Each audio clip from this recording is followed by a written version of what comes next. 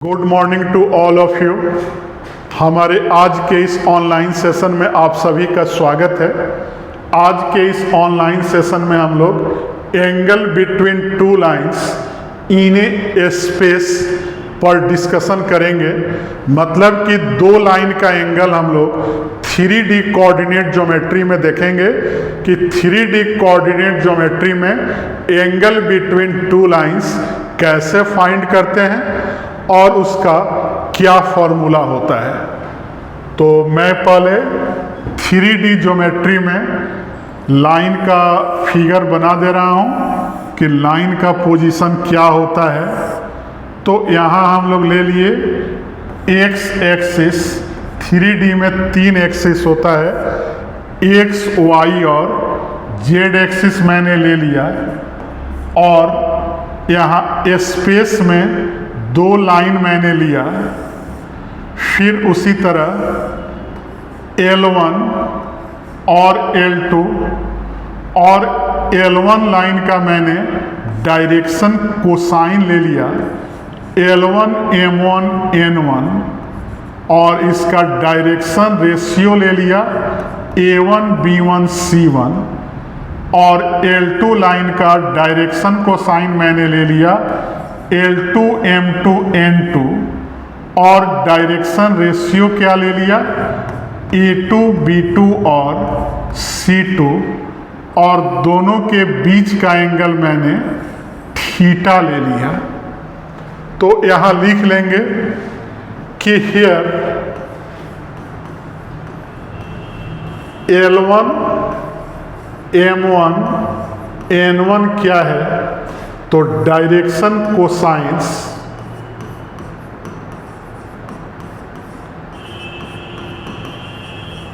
Of A line L1 है, और फिर L2 M2 और N2 क्या है, तो लिखेंगे कि डायरेक्शन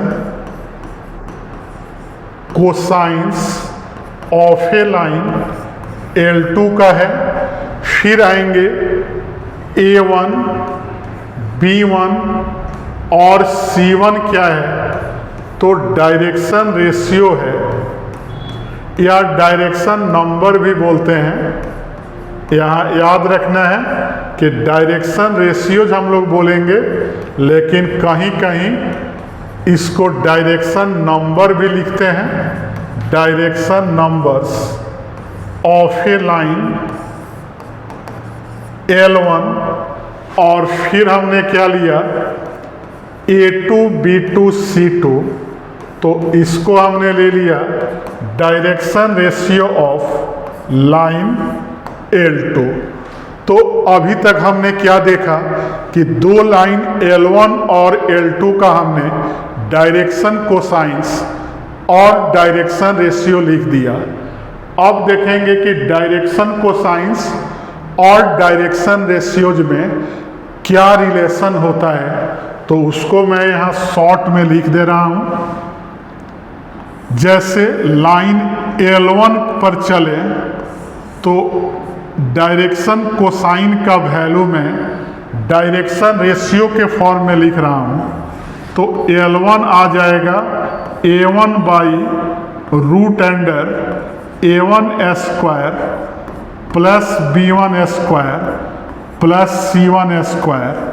फिर M1 आएगा B1 by root under A1 square plus B1 square plus C1 square, और N1 आएगा C1 by root under A1 square plus B1 square plus C1 square.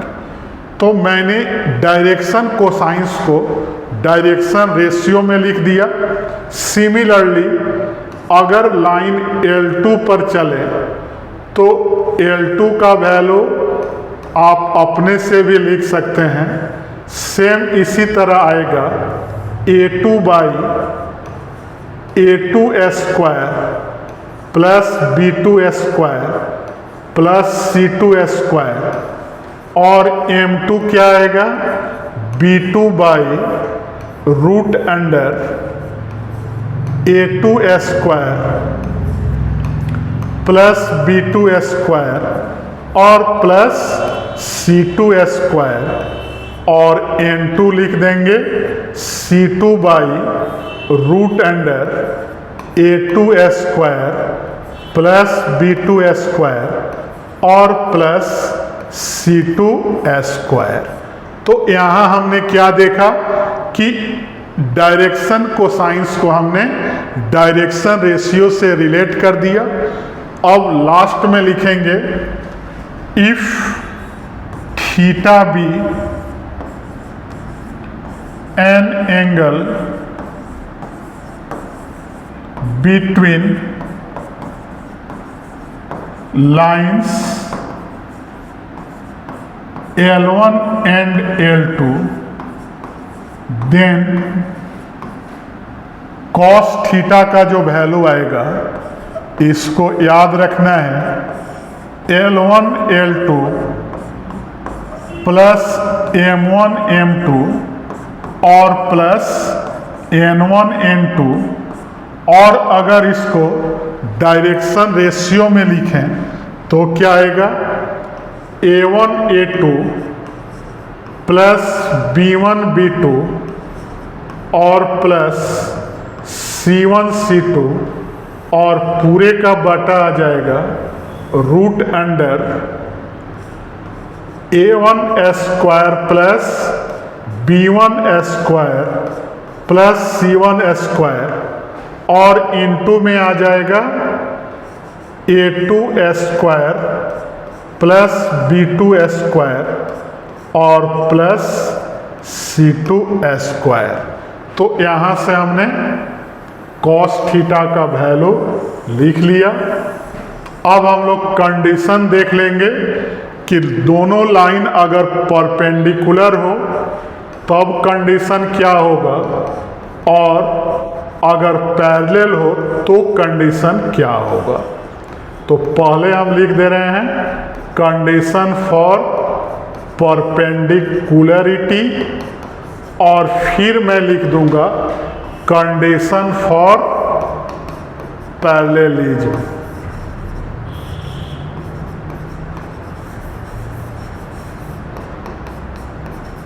तो देखेंगे कि परपेंडिकुलर के लिए थीटा क्या होगा 90 डिग्री और पैरेलल के लिए थीटा 0 डिग्री। तो इसका कंडीशन अगर डायरेक्शन कोसाइन में लिखें तो L1 L2 plus M1 M2 plus N1 N2 equal to 0, और डायरेक्शन रेशियो में लिखें तो A1 A2 plus B1 B2 और plus C1 C2 equal to 0। तो दोनों में कंडीशन याद रखना है, डायरेक्शन कोसाइन में भी और डायरेक्शन रेशियो में भी। पैरेलल के लिए लिखना है कि L1 का रेशियो L2 के साथ, M1 का रेशियो M2 के साथ और N1 का रेशियो N2 के साथ, और अगर डायरेक्शन रेशियो में देखें तो A1 का A2 के साथ रेशियो B1 बाई B2 और C1 बाई C2 क्या होता है, इक्वल होता है। तो दोनों कंडीशन को याद रखना है, जहां क्वेश्चन में जैसे नीड होगा हम लोग इसका यूज कर सकते हैं। तो हमारे वीडियो को लाइक, चैनल को सब्सक्राइब और फेसबुक आईडी को फॉलो करते रहें। Thank you.